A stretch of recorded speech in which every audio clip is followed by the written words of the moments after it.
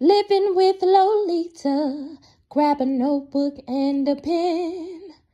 It's not about where you start, but how you win. There is no topic that can't be discussed. This platform is open, no need to hush. Hey y'all, it's your girl Lolita, and welcome to another episode of Living with Lolita. Today I am reporting to you from my bedroom. It is a place where I find the most peace, where I find the most solace, but most of all, the place where I speak to God the most. And many of you have been with me throughout the beginning of my podcast, and you're familiar with my journey, which basically, I've been going through a divorce, been going through a nasty custody battle, and I just wanted to update you all on a couple things.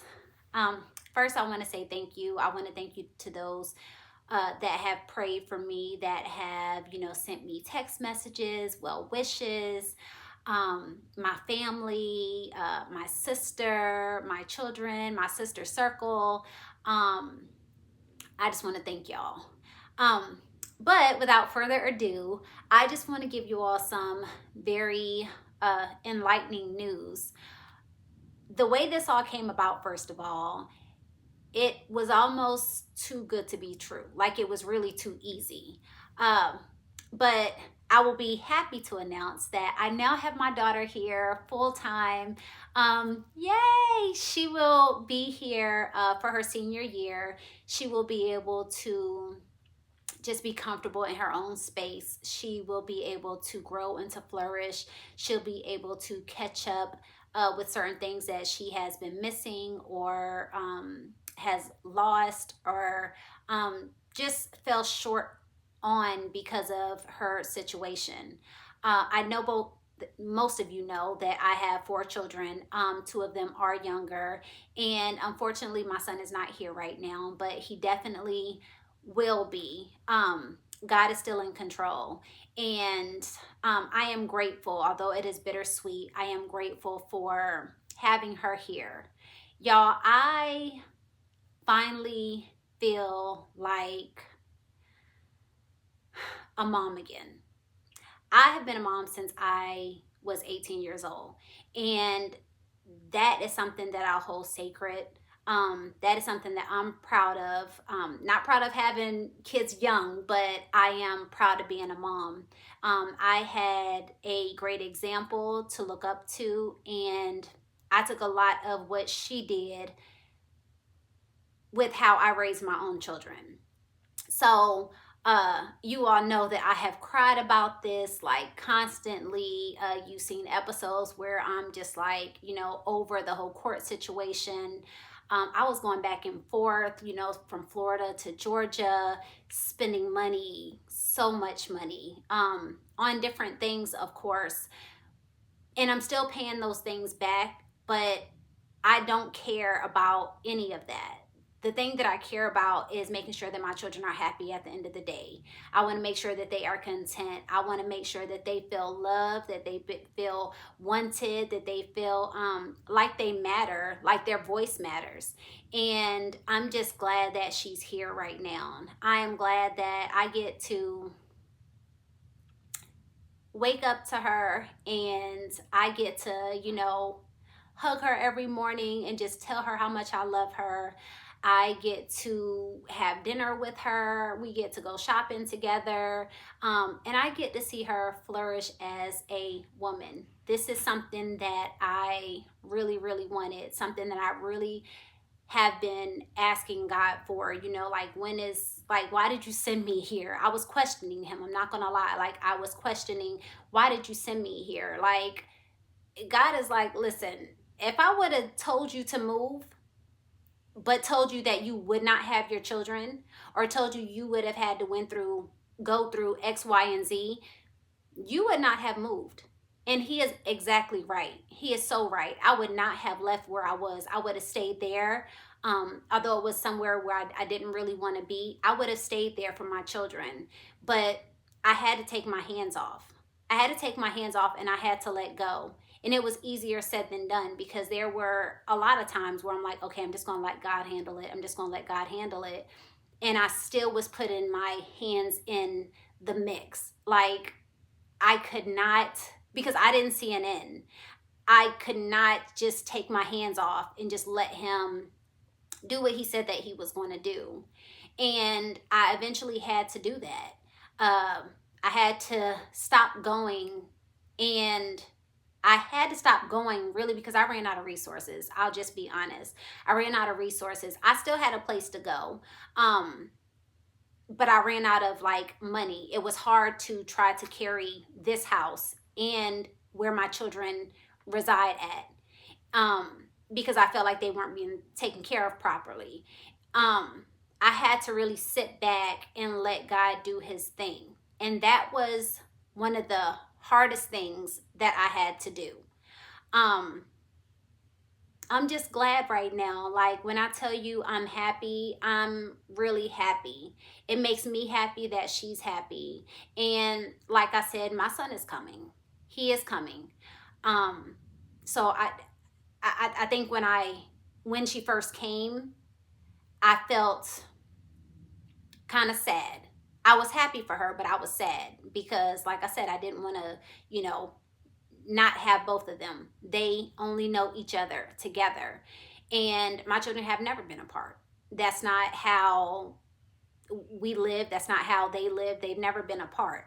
So this is something, different, but I also know that this is something that is needed.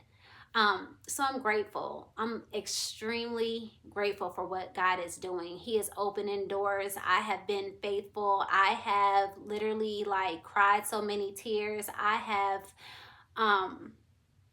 had sleepless nights. I have lost weight. I have lost my smile. I felt like I could not truly be happy.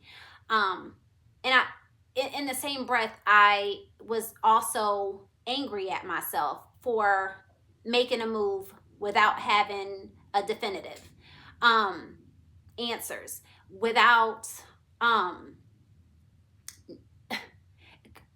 was almost second guessing. Did I make this move on my own, or did God tell me to do this? But then I had to stop. I had to stop questioning everything and just think, no, you did this because God told you to. This is not something that you just would have done. But in this process, I have halted everything. My career, I have halted that because I'm thinking in my head, I can't start anything without my kids. And now it all makes sense because I should have just started those things so that when they came, I would be prepared. I'm not fully prepared at the moment, but for some reason, God has felt like they needed to be released. She needed to be released most of all. And she's here and she's happy. And that is just going to make me push even more, even harder, to make sure that I give her the life that I know that she deserves. She deserves to be happy. She deserves to be taken care of. She deserves to be loved. And I'm going to make sure that she has all of that and that she feels that she's not lacking anything. So yeah, that's the biggest thing that I wanted to share with y'all, because like I said, this has been an ongoing thing forever, really, for years actually. And God has finally cut the cord. He is finally allowing some release to take place. Not only that, the last couple of weeks, probably, he has done some different things with my finances, things that have been unexpected. And I'm grateful for that as well, because when I tell you, going back and forth week after week, putting gas in the car, having to pay your bills here and pay your bills somewhere else, and then it's a lot, having to pay back lawyers and lawyer fees. That's a lot. But he has even done some things with my finances that I am grateful for. I am so faithful, and not saying that I don't make mistakes, not saying that I'm perfect in any way, but I have been faithful. And I am going to continue to walk the walk. I am going to continue to, even though things are really hard and have been hard, not to go backward, but just to continue moving forward. And also, also there have been, some doors opening. There has been some talks of my name in rooms that I haven't even stepped foot in yet. Certain people don't even know me, but want to work with me for different things. And I'm grateful for that too. Like, I don't even know where this is coming from other than God. So I'm going to give him all the glory and all the praise. But things are happening. Things are happening. And I wanted to come to you all to share the good news because you all have been with me since day one. And not only that, I also wanted to just let you know that if you're ever in a situation and you don't see an end, just know that there is. You just have to hang on. You cannot give up. You cannot throw in the towel. You can't just lay down and die. Do not wave the white flag. It is not over. Keep moving forward and keep having faith. Pray, and pray. God is definitely making ways out of no ways, okay? That is basically all I have for y'all today. Like I said, I just wanted to share this good news. I have cried about this, happy tears actually. So surprisingly, I'm not crying now.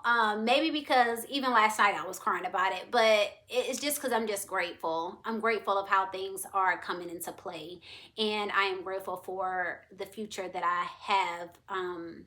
I just feel like things are just really looking up right now. So I just want to say that I love y'all so much. Thank you for tuning in to this very important special update. I love y'all so much. Have a good night. Bye.